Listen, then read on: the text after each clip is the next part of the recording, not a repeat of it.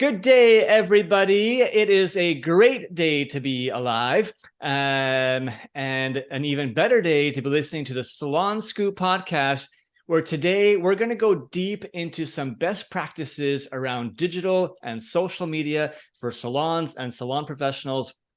I have the great pleasure of having a wonderful guest with us today, Leanne Cordeiro, owner of Salon Cordeiro, just outside of Vancouver, beautiful British Columbia, Canada. I've had the pleasure of knowing Leanne for many, many years now. I don't know, don't know exactly how many, but Leanne is genuinely one of my favorite people in the industry. Always so positive, so humble, with all of her successes for her salon and whatnot. And anyways, just a great human being to work with, and who is going to be bringing another human being into our world. So if that new human being is half as wonderful as you, Leanne, I know it's going to be a great addition to our planet. So thank you so much for being here with us today. I thank you so much. I was not expecting that big of a warm welcoming. That's so kind of you. Thank you. I'm excited to chat today. Yeah, we're gonna have a great episode. We're gonna learn lots of tips and tricks around social media. I encourage everyone who's listening to follow along with a bit of a show and tell, because we're going to be really delving deep into some Instagram especially. So as long as you have your hands free and are not, either driving or working out or doing something else, I would encourage you to quickly follow 2 Instagram accounts and kind of keep them open on your phone as we go through this episode today. So you'll be able to see exactly what we're referring to on certain things. So I'd encourage you right away, go to Instagram, search for @salon.s.o.s. Give that a quick follow. And same thing with @Salon Cordeiro. That's spelled Cordeiro. Follow that account as well, and follow along as we get into this episode. So you can really, it's going to be like a look and learn, let's say, as we as we go. So, Leanne, we kind of have a tradition though of asking all of our guests an S.O.S signature question before we officially start. So, but I really want to keep ourselves on topic with digital marketing, social media. So, could you start us off with one simple hot tip that you would suggest for all Instagram accounts out there at salon level? For sure. I think the biggest one that I know we've talked about in the past is staying consistent on social media, and that will help you with the algorithm. And then when you have openings in your day, whether it's a kind of a dead day in general, or one stylist has had a cancellation, you'll be able to post that you have an opening, and because you've been consistent and the algorithm's going to keep you near the top, you're going to get more views on that and a better chance of getting that day booked up and the stylist booked up. So we love using it for our last minute fill-ins for the day. Love that. And I mean, a lot of salons, probably, have heard that, but maybe have forgotten about it or stopped doing it. I usually like to suggest putting that into the stories, especially, even more than posts. I mean, it could be good in both. The stories is going to disappear after 24 hours. So that way you don't have to remember, on a post, you might want to remember to kind of go back and delete that, just so that it doesn't still show, something outdated saying, hey, 2025, if you're offering any kind of discount or something, you want to be a little bit cautious with that. But yes. definitely a great thing to start with. So, all right, great tip to start us off. And we're going to have fun talking about digital strategies to grow your salon business today. Again, whether you're a salon company or even, an independent stylist or esthetician, a lot of these tips will be relevant for you. So, Leanne, maybe you can just give us a quick backstory, so people can kind of understand who you are, how long you've been in the industry. You don't need to name years. We don't need to know, but just sort of like, when Salon Cordeiro started, how your role in the company has changed over the years. Yeah. Yeah, I've been in the industry for a long time. Scary to say, but proud to say it's been 20 years. That blows my mind Wow. that I've been in the industry now. But I opened my own salon 13 years ago. And I was a stylist for 17 and a half of those years. So I still consider myself a stylist, but I currently have not worked behind the chair consistently since the beginning of 2021. So it definitely felt like a natural progression as my business grew, to step away from behind the chair and fully take on the management of the salon, as well as being the head educator there to make sure that we had full consistency throughout our stylists. We also run quite an extensive apprenticeship program. So yeah, I grew the team to over 22 stylists at that point. So it was time to take a step back. I miss it. I miss doing hair, but I definitely know that I cannot at this point be able to work behind the chair and properly manage the company at the same time. So I'm happy those days that I get to pick up a couple clients here and there, and always feel like I have my hands in the game with educating and teaching. So yeah, it's been great. Amazing, amazing, great job, and it's been wonderful to see your salon, grow and flourish over the years, as well. So congratulations on all of that. So let's get into social media, Instagram specifically. I do want to point out Salon Cordeiro is actually a great example of overall online presence and digital footprint, as we like to call it. So we're going to touch upon some of those things as well. We'll have their website address in the show notes that you can check out as well. But starting with Instagram, you have over 11,000 followers, on your page today. But I would say more importantly, because we always say it's not about the quantity of followers, it's really about the quality of followers that's more important. So sometimes people get too caught up in what we call a vanity metric of, oh, you have to have 10,000 followers, 20,000 followers, 100,000 followers. If they're not the right followers who are actual potential customers, it doesn't really matter. So what you really want is quality followers who are going to be engaging with your content. And with that, I see from your feed, you typically get between, range, but like, 40 to 200, likes, on average on posts, which is still very high compared to, the average salon out there. So let's talk about what you did to build your Instagram account in the first place. How did you build up the followers and that level of engagement? Yeah, thank you for those compliments. I I wish I sometimes had a better answer for or like that. I really wish I had an actual strategy, except for I think the biggest one was when this tool became available, and I want to say more in 2013, maybe 2012 when we started it.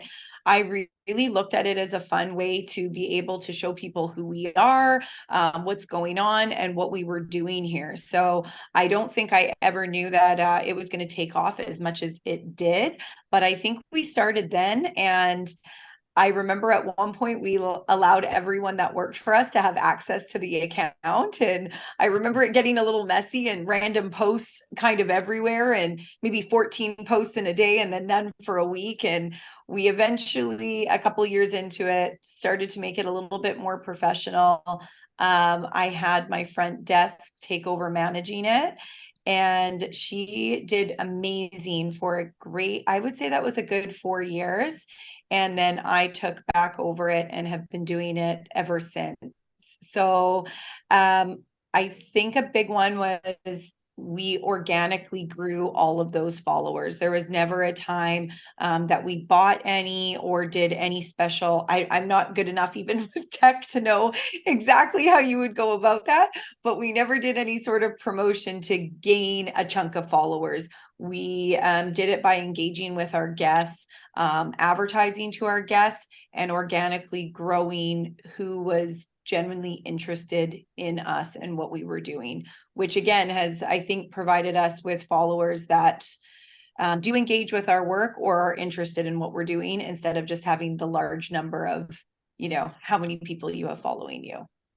Yeah, I love that. And something that you just said that I think is so relevant is that you said you engaged with your guests a lot. And I think too often, especially today, we get caught up in just focusing on posting stuff on our social media, and we Yeah. forget about the importance of actually engaging with other people's content. It's like, well, how can we just sit back and expect that others are going to engage with our content if we're not actually spending any time to engage with their content? I mean, Totally. Yeah, that was big back then, but I think even big now. I love following some of our, guests that we've known for so many years and seeing what's going on in their personal lives and what they're up to, and hopefully great shots of their hair when they're out doing their daily life. So getting to engage with them that way also helps promote your business, because your name is going to be out there more when they see the likes and comments as well. exactly. It's top of mind. Remember, everybody out there, it's social media, social for a reason, because it's meant to be, a bit of a, you're having a bit of an online relationship, with people. So if you want more engagement, then you have to be engaging more as well on other accounts. So that's definitely out there. Let's quickly just kind of confirm some basics for our listeners that aren't able to look at your account, okay, while we're listening to this. Just how often is there some kind of new content being posted on your Instagram account, whether it's a post, a reel, a story? I would aim for at least 5 times a week. Sometimes it's 6 to 7, but I think a minimum of 5 times a week are we posting on our page and story at the same time. Okay. And would you always so it would be like 5 to 6 times a week there'd be a post, and also 5 to 6 days a week you'd have some story going? Yes, absolutely. So the post being either a photo or a reel, and then also the story is always done the same day I'm posting. I'm also doing a story as well. And typically, how many stories, because there's like, there can be multiple sort of contents within the story, so typically how many per day would you have in your story? I try to have no less than 4. I've definitely realized in the last even couple months, if you do more than 8, the engagement will kind of drop after that. Like, people want more than 1 or 2 taps, but after 8, I think we've exhausted them with information. Yeah, absolutely. Yeah. But anyways, that's a great just sort of like starting point. You definitely want to be present both in your posts and in your stories. And in your stories, ideally, you want more than just, putting one thing up there. It's great to have a few, because you're just keeping people inside of your bubble for a little bit longer, right? And ultimately, that's super important when we talk about the algorithm.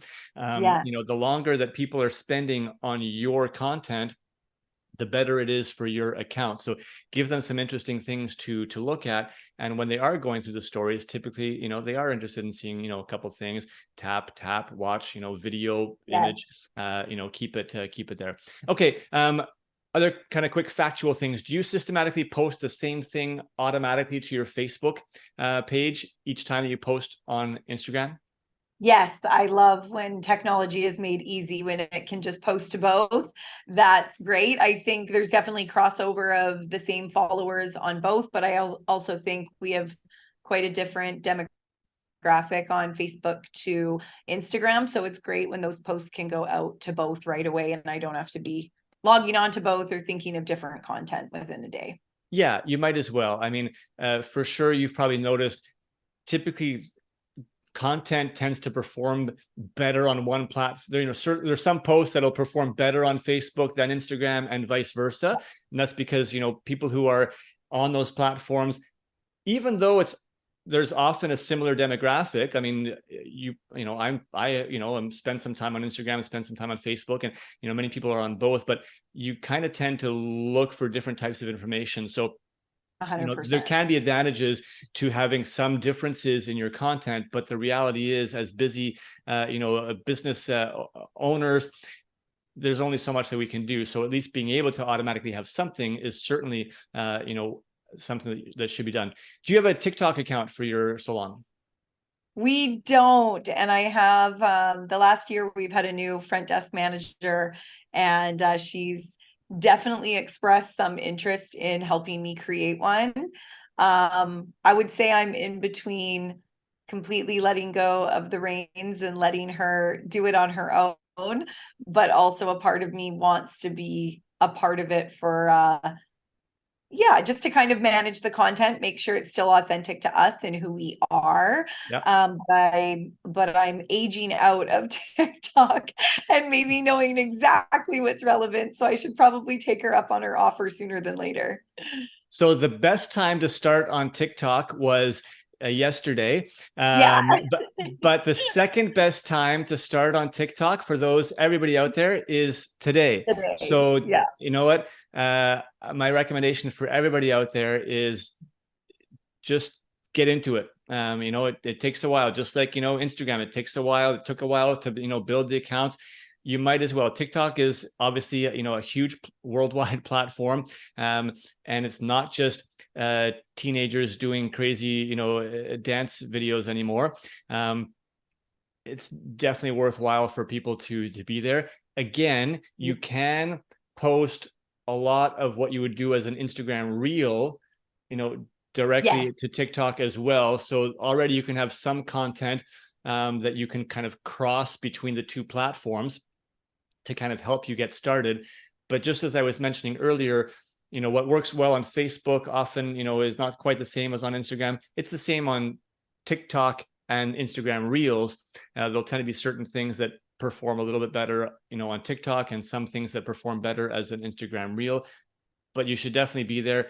Ultimately, from all of this, digital platform, social media, the real objective for all of us is to gain the attention of potential consumers. And consumers have their attention on their phones through all these multiple platforms. So the more that you can have some degree of presence across these platforms, the more likely you are to have them come across you, which ultimately is just what we're trying to maximize the exposure and the attention that we can get. So, and may I remind everybody, all these platforms are completely free. So we're getting free exposure to people for our businesses. Obviously, there are strategies to do better and better and better and get more exposure and more engagement, more followers. But something is always better than nothing to get started with. So, 100%. Little public service announcement for everybody out there.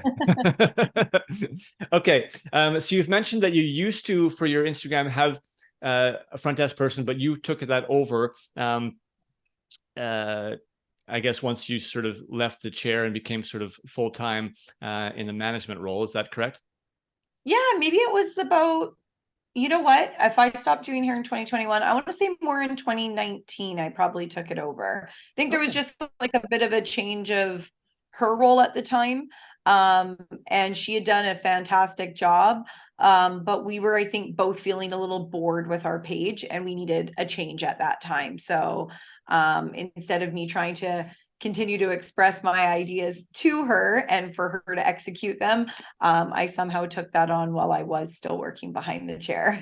Okay. No, And then it became a really great tool in 2020 when the salon was shut down as well. So I'm happy that I was in the practice before that happened on what to do and kind of how to create engagement there. That's great. Well, it's good because most salon owners, don't have the luxury of just passing it off to to somebody else to do for them, and are struggling with the whole, like, I don't have time to keep up, with all this and to do it properly and whatnot. I want to pass it off to somebody, but maybe I don't have somebody to do it. And anyways, we'll get into that a little bit more later.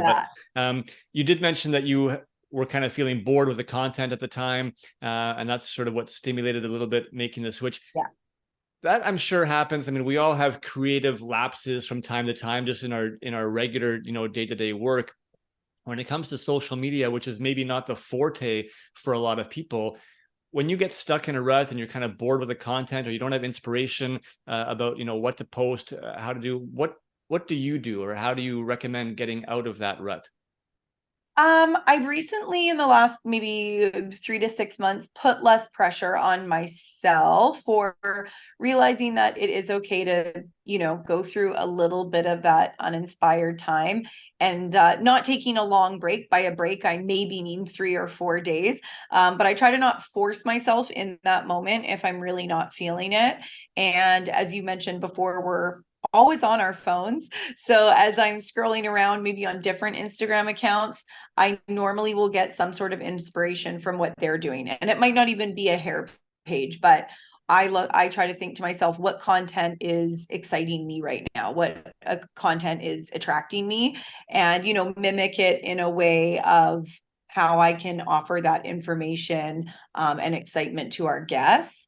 And just not overthink it, stay authentic to you, and get back on it. And before you know it, I don't know what the change is, but you all of a sudden are excited to do it again. So trying to not put too much pressure, and also not taking that long hiatus. Just take a couple days off, get excited, and then get back on it again. Yeah, and I like what you said about not overthinking it. Sometimes we spend too much time like thinking and saying, oh, that's not going to be good as a post, so I'm not going to do that. And we're trying to like make sure that we come up with like a really, really great idea, but action will beat thinking every single day of the week when it comes to this. So just don't take it too seriously. Remember, it's social media. It's meant to be social. It's meant to be fun, and just try to have fun with it. Whatever brings you excitement, joy, fun, at the salon, post that stuff, because that's going to bring you more joy in doing it. And it's actually most likely going to be getting better results because people will see the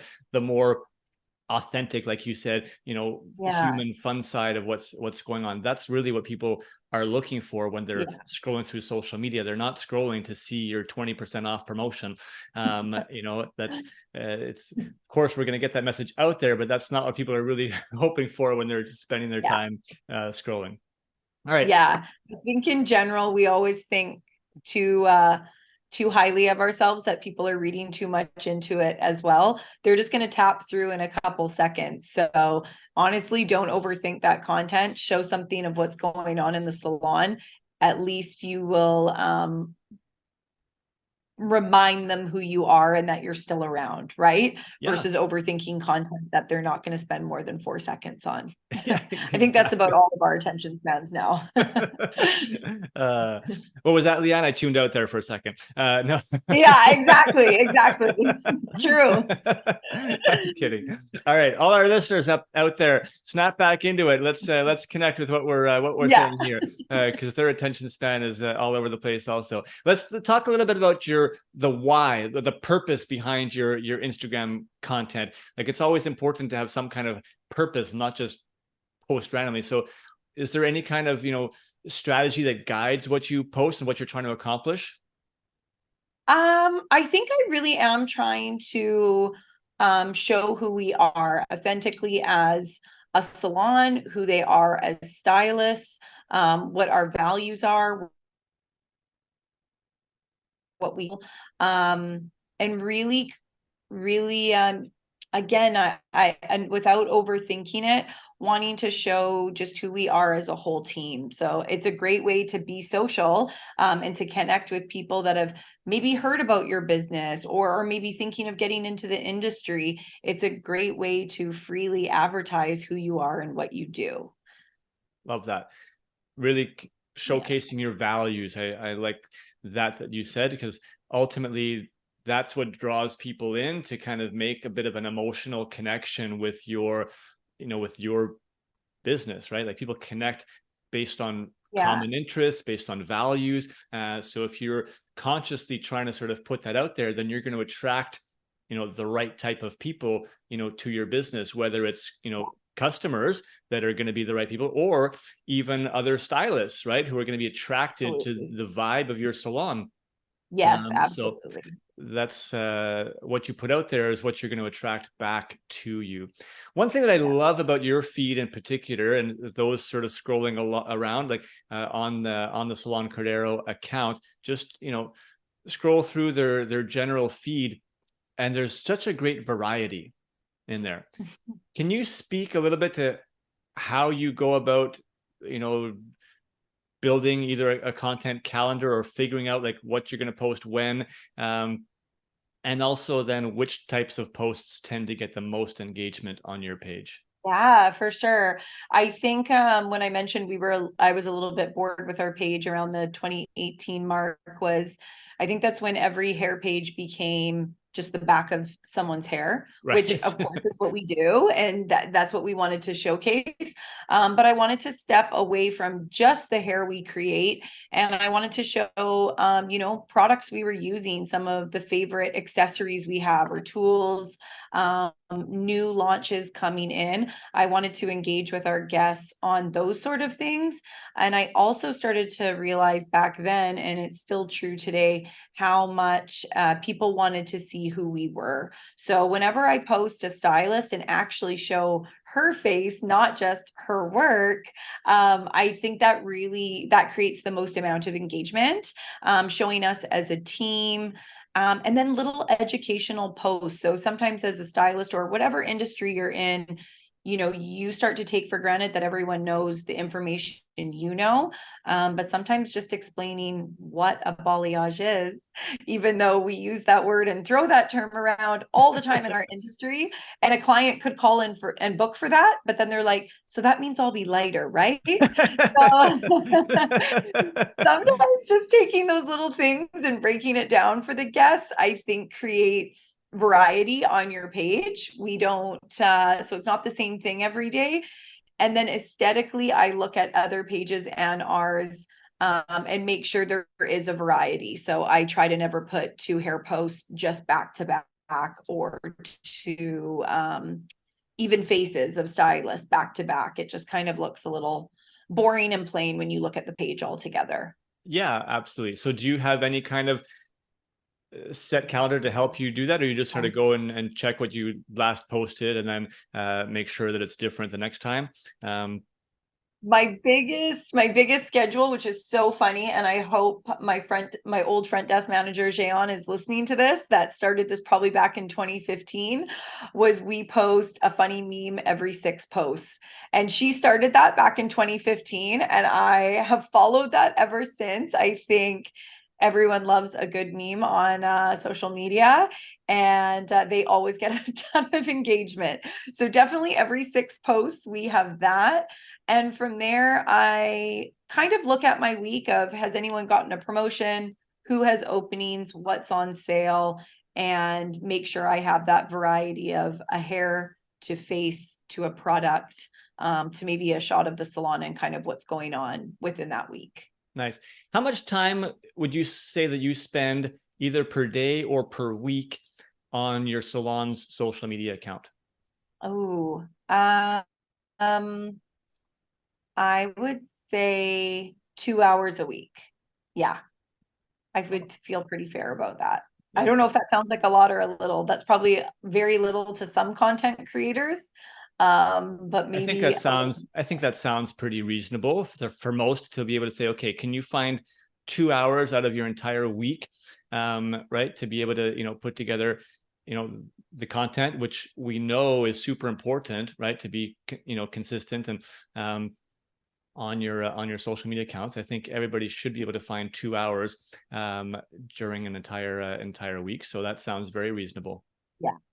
Yeah. And do you schedule posts sort of in advance? Like you already have something scheduled for, Friday, and it'll just end up posting automatically, or do you just kind of create the stuff and then go in and post it each day? You know what? In the past, I've done some scheduled stuff, and I found it took more than that 2 hours a week, because really finding that time of that 2 hour chunk in one day, or it turned into more of a 3 hour chunk in a day, to look at exactly how I wanted to map it out, exactly how I wanted it to be, and pre-planning it. I found for myself, took more time and effort. I've learned over the years to find time to enjoy when I do it. So instead of scrolling aimlessly, whether I'm having just my morning coffee, I enjoy that time to get something done for my business while I feel like I'm relaxing. So I kind of think of what's inspiring me that day or what I feel excited to share. I'll look at our page and do a little bit in the morning and then think about how my post can also tie in with the story that I'm posting in the morning, and typically post more around noon or 5 p.m. I find is when we get the most engagement. Love that. Let's actually talk a little bit about that aspect. So you mentioned, the time of day where you get the most engagement. I'm going to caution people right off the bat here. Don't just everybody go and post at noon and 5, because it doesn't mean that those are the best times, No. for you, but it's important to understand what the best times are for your particular page. Yeah. And that's possible. Let's talk a little bit about sort of key performance indicators and sort of how you measure, the success of your Instagram page as a whole. Instagram does have what's called an insights section where you can see things like, what time of day most of your followers are there, what days, of the week they are more active on Instagram. So those insights, Instagram actually tells you when is the best time to post for your particular page. But how do you overall look at, what are the things that you look at to judge whether or not your account is successful or not? Yeah, I do look at the insights. I wish I was a little smarter or had someone to help coach me through exactly how I could read those a little bit better. I know we've talked about how in general for everyone, I think in 2023, engagement has felt down. So maybe the amount of likes and shares, are down, but I try to remind myself, is the point of this of having this social media page, or is the point of this post to have likes, or is it to continue to grow my business? And month after month, week after week, we would never go a week without having a new customer in the salon that says they haven't found us on Instagram. So did she like our post? Did she share our post? Did she save our post? Maybe not. But the point of it was it drove in a new guest who got a glimpse of what we offer in our salon and wanted to book an appointment. So I've learned, especially in the last couple months, to not get too sad if there's only 20 or 40 likes on something. That's not really going to indicate whether this is making the business more successful and the stylist busier. That is such a great insight. And I want people to really, really take that in, because so often we're just measuring the success of our, social media page based on, how many followers and how many likes. But ultimately, we're doing it as a business building tool. So you have to find a way to see if it's actually building your business or not. Yeah. And I think, Right? like, of course, like sometimes with how much effort you put into whether it's a story or a reel or trying to curate your page, and, your insights are low, or you can tell your interactions low. Of course, it's disheartening and it can be frustrating. But then I remember, is my main job to be a content creator and trying to get famous on social media? No, my main job is to continue to grow my salon and the stylist within it. So this is a tool to help make my business busier. I'm not trying to just be a business on social media. Love it, love it, love it. All right, soak it in, everybody. This is great, great stuff. So, how do you then determine whether or not you're getting new clients from social media? Like, how can you track that? Oh, yeah. So every new guest that comes into our salon fills out a new client form. And one of the questions is, how did they hear about us? So there's a couple options on there, whether they were referred by a friend, drove past, walked in, and one of them is social media / Instagram.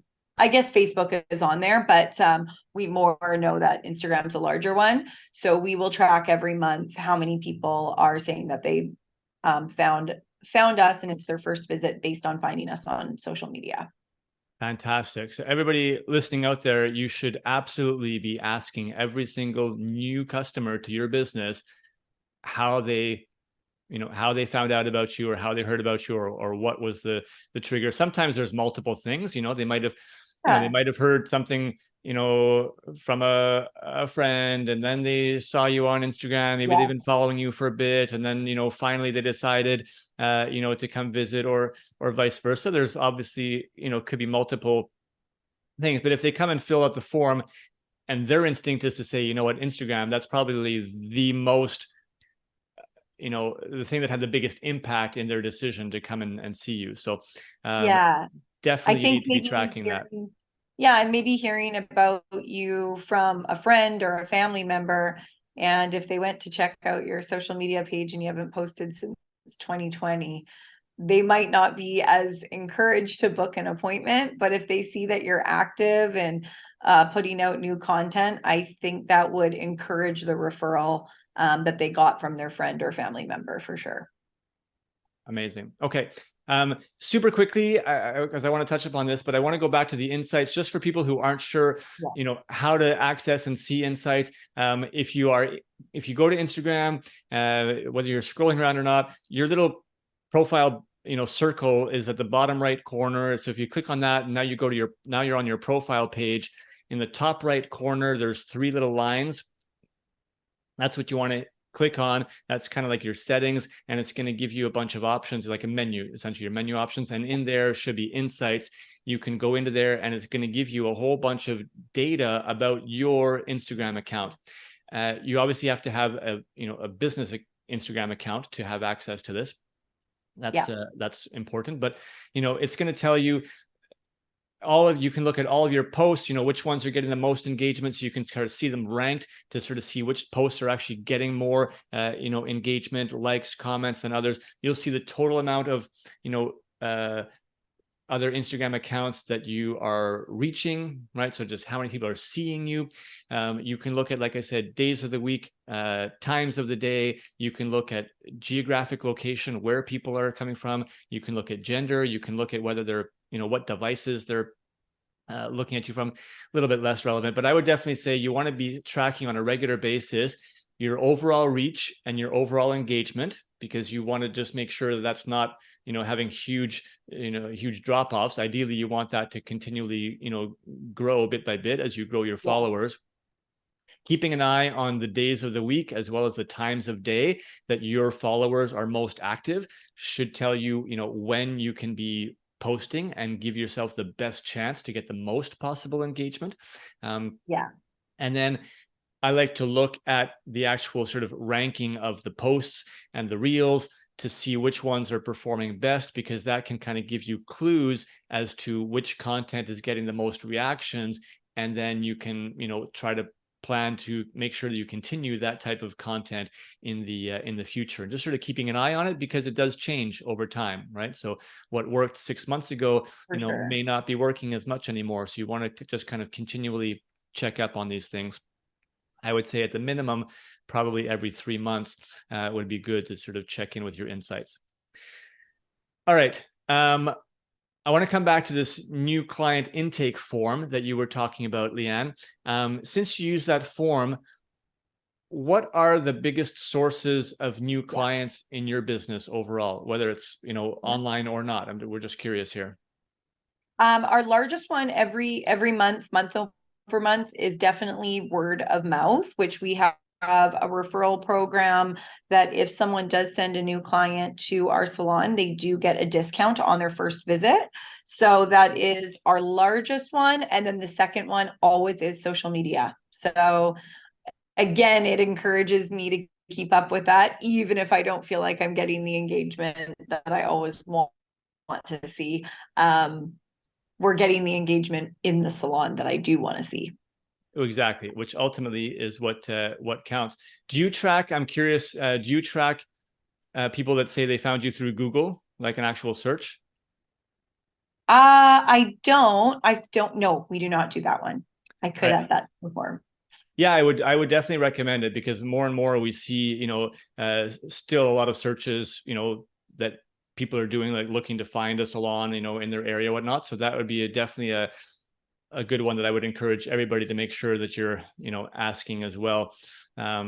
We might try to make a post about this where we sort of give people, ideas on what would be a complete, intake form to have the best options. So anyhow, that's sure. great. And word of mouth tends to, always still come up as one of the top ones for all salons out there. So never give up on those referral programs, everybody. Do you have any tips when it comes to online reviews? Because word of mouth often comes also from reviews, and people go and check, what people have said. Any tips that you have when it comes to, building up online reviews for your company? Again, I wish I was a little bit more involved in this. I think I've learned a little bit in business to not overly stimulate myself with what everyone is saying, because there's always going to be people that love you, and there's always going to be someone that's sadly not loving you. Our booking program that we use in the salon does send out an automatic feedback after appointments that clients can right away click and upload if they want to. So I definitely think that does help to encourage some good feedback there.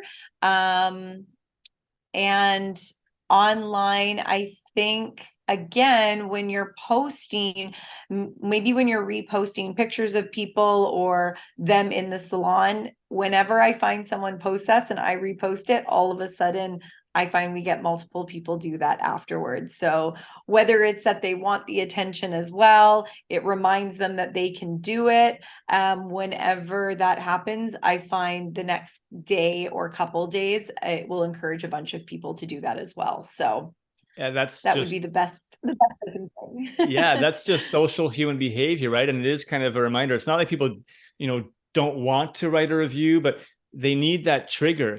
And so, a couple of things that you mentioned that we always recommend is make sure that you have some kind of system in place so that after an appointment, the customer is receiving some kind of communication. It might be an email, it might be a text message, that thanks them for their visit and asks them to write a review. Now, we would always recommend that review link go to either your Google page or your Facebook page or your Yelp page.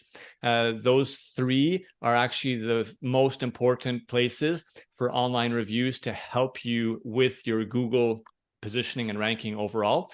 But just having an automatic message to go out is definitely helpful. People just need to be reminded. So, just ask and you'll be amazed at, at how many responses you actually can get from For it. sure.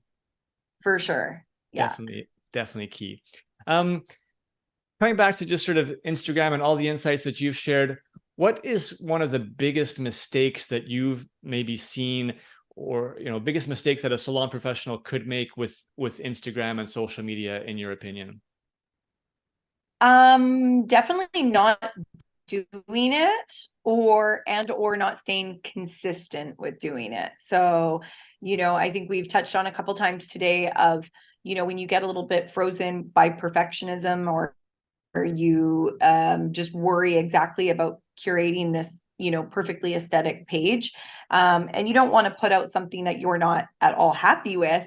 At the same time, as I mentioned before, people are maybe going to give you about 3 to 4 seconds of their attention span per day. So not overthinking what it is you're posting, and instead making sure that you're being consistent in posting, because you never know what might grab you. And sometimes, honestly, I don't think a day that I did maybe something that special, and all of a sudden that will get a lot of engagement. So for whatever reason, they were really excited about the new claw clips we got in that I didn't think was a big deal that day. But I must have just hit a nerve with some people that they're very excited about that day. So I'm like, hey, it was an easy day for me and it was a win. So staying consistent and not overthinking, I think, is the biggest one. Amazing. All right. Yeah. Biggest mistake is just not doing it. So, don't stop thinking and just do it. Yeah, this has been great. I mean, there's just been so many really, really great insights. I appreciate you sort of sharing. At the same time, we need to address one sort of elephant out there. You seem to really enjoy and be passionate about all this digital marketing stuff, which is great. And now you have moved out from behind the chair and you have more time, right? It's just kind of in the management role. But the truth is that most salon owners out there, or even, salon professionals, independents, right? Even tougher. I mean, they're working full time, sort of behind the chair and trying to manage all the business stuff. And a lot of people don't enjoy it even, right? It's like, it's this like necessary evil. And we all know if there's something that we don't want to do, it's so easy to put it off and to put it off. They find it frustrating, time consuming. So what advice, to close off our episode today, what advice would you have for salon owners or professionals that are in that situation who don't really enjoy it and therefore are putting in the minimal amount of effort? I think there's two different things. One is definitely find someone, if you have a company, definitely find someone within your company that does have interest for it, and that will have to be a paid position. So reminding yourself, is it worth X amount of dollars per month to take away from yourself? And maybe it is, to relieve that stress and anxiety around it, and have someone take over that is really excited about it. I think it's really weighing, what is it that you don't like about it and what is the benefit. I think in anything in life and in business, is it something that you just hate, but is it good for you, like going to the gym? Then we find a way of loving it because we see the benefit of it. But finding something that feels good and authentic to you, where your business is going to feel or see that benefit, and maybe you'll start to like it a little bit more. That'd be the best suggestion I could say. Absolutely. That's fantastic. And the one thing that I always mention, if you are going to be, sort of delegating the responsibility to somebody, managing it for you, just make sure that, if you are the salon owner, that you still stay, connected to it. You don't have to do it all yourself, but you can't be blind to it. You still have to make sure that, number one, it's aligned with, the messaging, the values, of your salon company that you want to put out there. But it's also important for all of us to be somewhat, aware of the whole digital landscape, because that is the future. And if you just stay blind to it, you're just going to be in a more and more difficult situation as time progresses. And if you can't communicate, with younger stylists who are into, the whole digital world, that's going to make you a less attractive, destination. So it is important that you can still be aware, have the conversations about it, do that type of learning, even if you're not executing, the content yourself. So 100%. make sure you keep a little bit of a hybrid approach to it, from there. Yeah. Where you can find the support. It doesn't have to all be on one person, for sure. Exactly. Love. Leanne, thank you so much for all these incredible insights you shared with us today. It's really great to hear from somebody who's kind of been through your journey, stylist, salon owner, still working behind the chair, transitioning, how you've been able to manage this. And obviously in a a very successful way. It's working for your company, and you're able to track that with the new guests that are continually coming in. And I think that's what everybody out there can learn from. It was certainly great to get the scoop on your experiences, and we definitely appreciate you sharing all that with us today. Oh, thank you so much for having me. It was great. I never would have thought. I'm not the best with technology, so I'm very flattered that I was invited to come and talk about it. Well, we're here to try to change, the industry mindset around this, and to give people the confidence, to give them the inspiration, the motivation, and if we can just sort of change one, professional at a time, that's really how we can make the best impact out there. So if you've been listening to this and you know of somebody who could benefit, from the content that was shared in today's episode, please just go ahead and share this episode with somebody. And from a social media standpoint, you know what?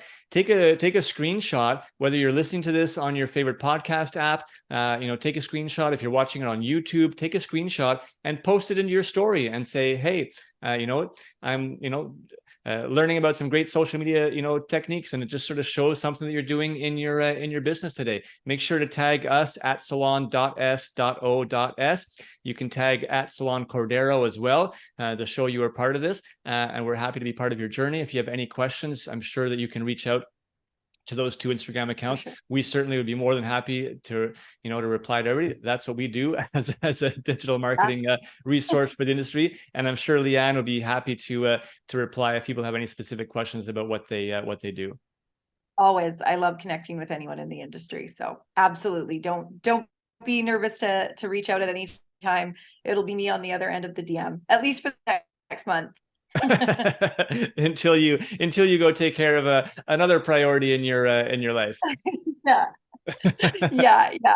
I'll be back again then after that. Just need a little bit of time. Very, very fair and extremely well deserved. All right. Thanks again, Leanne. Thanks for listening, everybody. And we look forward to all of your social media success and to seeing what you come up with. Have a great day. Thank you.